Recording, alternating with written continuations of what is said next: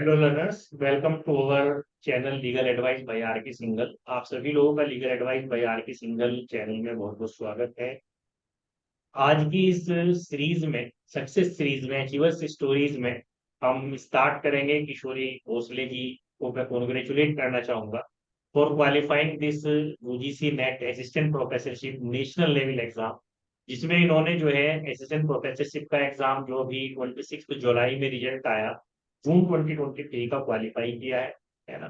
और कॉन्ग्रेचुलेशन इनको इसलिए भी देनी पड़ेंगी क्योंकि इन्होंने रेगुलर सेकंड टाइम जो है एक दूसरा एग्जाम क्वालिफाई किया है और कंटिन्यूसली ये अपनी स्टडीज करती हैं अपने घर के ऊपर। लाइव क्लास में नहीं आ पाती लेकिन रिकॉर्डिंग्स के थ्रू स्टडी करती हैं, लेकिन रेगुलरिटी चूंकि इन्होंने मेंटेन की है तो शी हैज अचीव्ड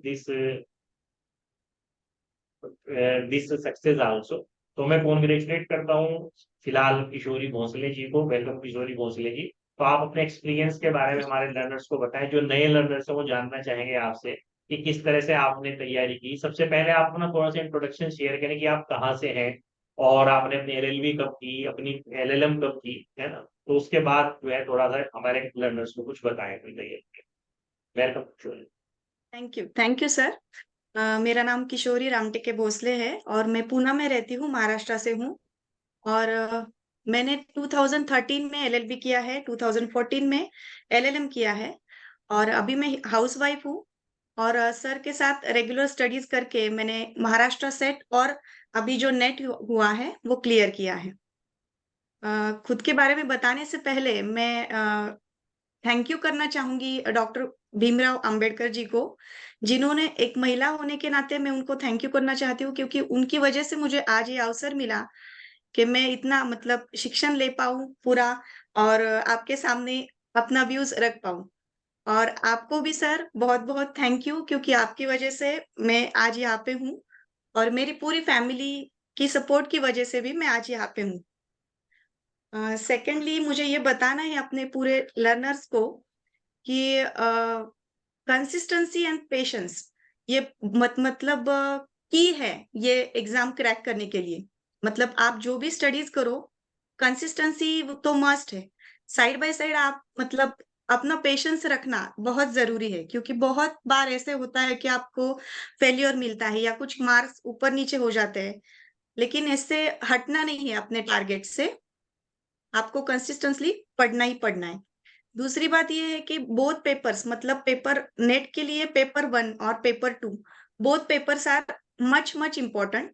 सो दोनों को साइड बाय साइड आप पढ़ते रहना है। मतलब ऐसे नहीं कि पेपर 1 कर दिया तो पेपर 2 के थोड़ी देर बाद करेंगे या फिर 1 महीने के बाद पेपर 2 देखते हैं, ऐसे नहीं चलता यहाँ पे।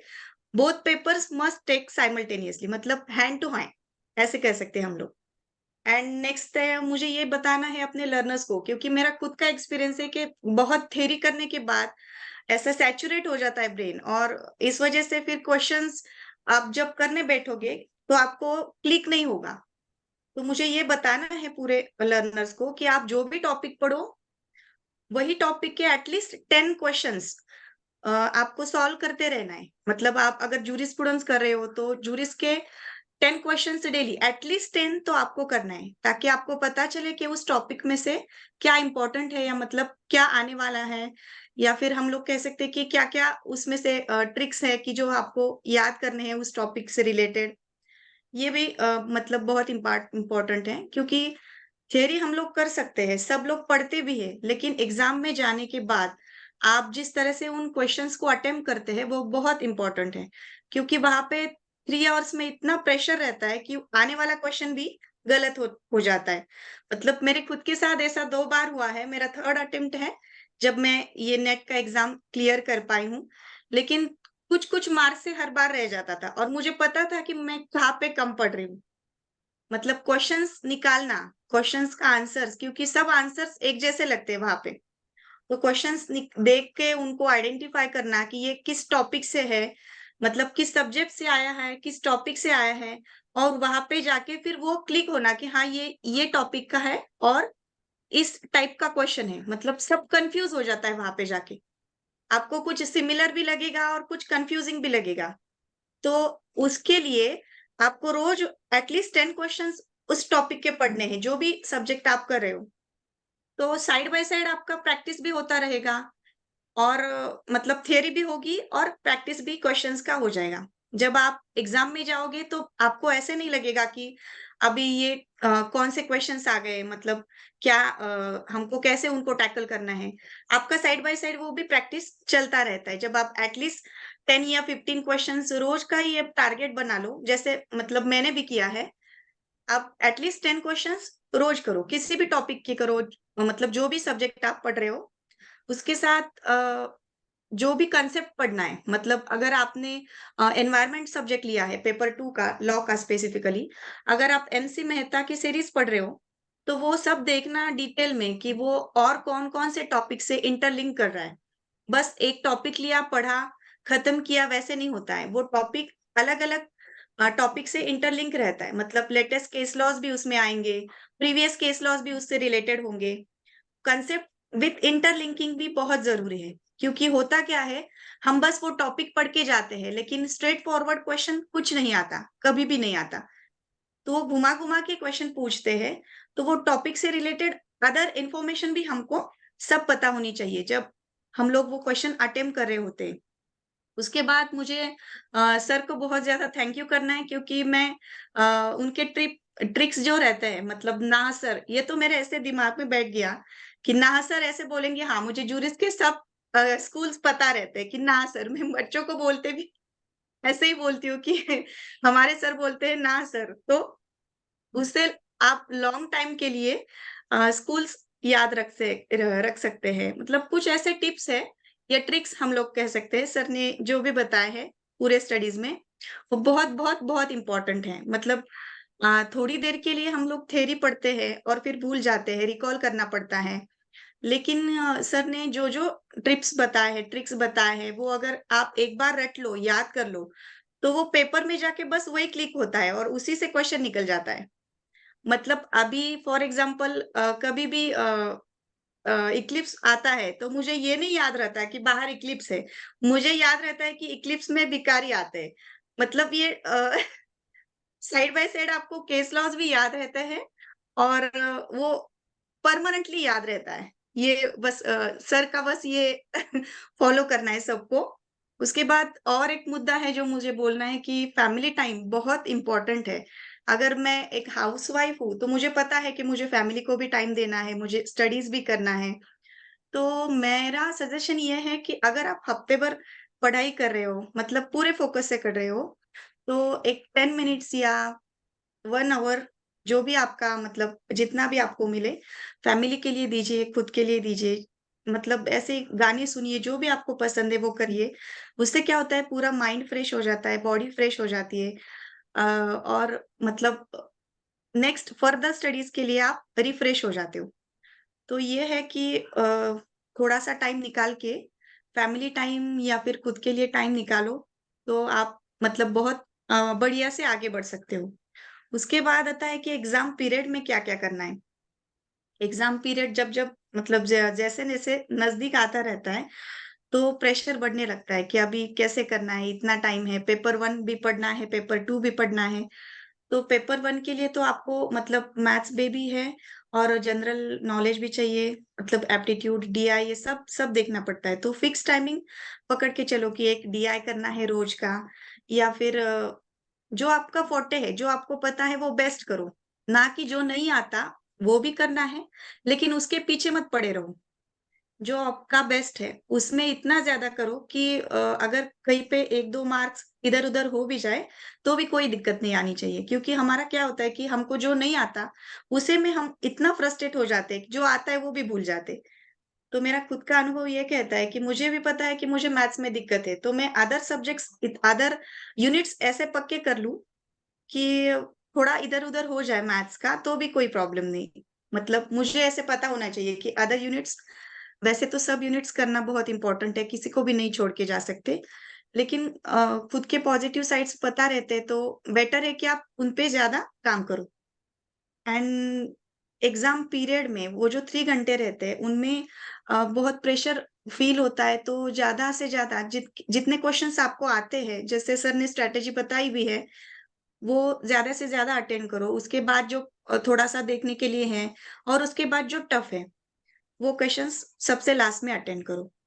और एग्ज़ाम से पहले-पहले थोड़ा-सा खुद को मतलब मेंटली फ्रेश रखने की कोशिश करो। बस 10 मिनट्स या 5 टू 10 मिनट्स दिन में जो भी आपको टाइम मिले, जितना भी मिले, तो बस थोड़ा-सा रिलैक्स करते रहो, क्योंकि जैसे-जैसे टाइम एग्ज़ाम पीरियड स्टार्ट हो जाता है कि 1 मंथ रह गया, 15 डेज़ रह गए, तो माइंड पे प्रेशर बढ़ने लगता है और हम लोग गलतियों पे गलती करते रहते हैं। इसका मतलब बैड इम्पैक्ट हो जाता है पूरे पेपर पे। इसके बजाय आप लोग ऐसे करना है कि थोड़ा-सा 10 मिनट्स या 5 मिनट्स जो भी आपको म्यूज़िक पसंद है या कहीं घूम के आ जाओ, ताकि थोड़ा-सा माइंड फ्रेश रहे अगले काम के लिए। और ऐसे करते-करते फिर जब एग्ज़ाम आएगा तो आपका मतलब पीवाईक्यू और एमसीक्यू की मदद से आपका क्वेश्चंस भी अच्छा हो जाएगा। थियरी भी सर के साथ लाइव या रिकॉर्ड जिसको जैसे भी कन्वीनिएंट लगे, और थोड़ा-सा हेल्थ और माइंड इश्यूज़ भी ठीक से हो जाएँगे। तो बस ये सर मेरा एक्सपीरियंस रहा है, जो मैंने आपके साथ शेयर किया, अपने व्यूअर्स या लर्नर्स के साथ शेयर किया, जो भी पढ़ना चाहते हैं। तो मैं एज़ हाउसवाइफ़ ये कहना चाहती हूँ कि अगर बच्चों को देख के मतलब सब रिस्पॉन्सिबिलिटीज़ के साथ, अगर मैं थोड़ा बहुत इधर-उधर करके कर भी लेती हूँ, तो किसी एक को भी लगे कि हाँ, मैं भी कर सकती हूँ, तो वही मेरे लिए बड़ी बड़ी बात होगी सर। और एक पॉइंट इस बोलना तरह से था किशोरी जी ने कि जो आप है ये मत अपना देख। एक वेरिड जो है एक्सपीरियंस आपके साथ शेयर किया और मुझे कुछ क्वेश्चन जो है पूछने का भी मौका नहीं दिया है और बहुत ही अच्छा उन्होंने जो एक्सपीरियंस अपना शॉर्ट में आपको बताया कि भाई आपको जो है थ्योरी भी पढ़नी है, साथ में क्वेश्चंस को भी अटेम्प्ट करना है, अपने दिन को मैनेज कैसे करना है, बीइंग ए हाउसवाइफ जैसे उन्होंने कहा स्टडीज में भी टाइम दो, अपनी फैमिली में भी टाइम दो। साथ में उन्होंने कहा कि भाई ऐसा है कि इसके साथ में आपको अपनी जो स्ट्रेस आता है उसको भी मेंटेन करना है, अपनी बॉडी और अपने जो है कहना चाहिए कि जो आपकी जो है कहना चाहिए माइंड है उसको थोड़ा रिफ्रेशमेंट भी ज़रूरी होता है। और साथ में जो है एक बैलेंसिंग बनानी पड़ेगी between your house works and between your studies.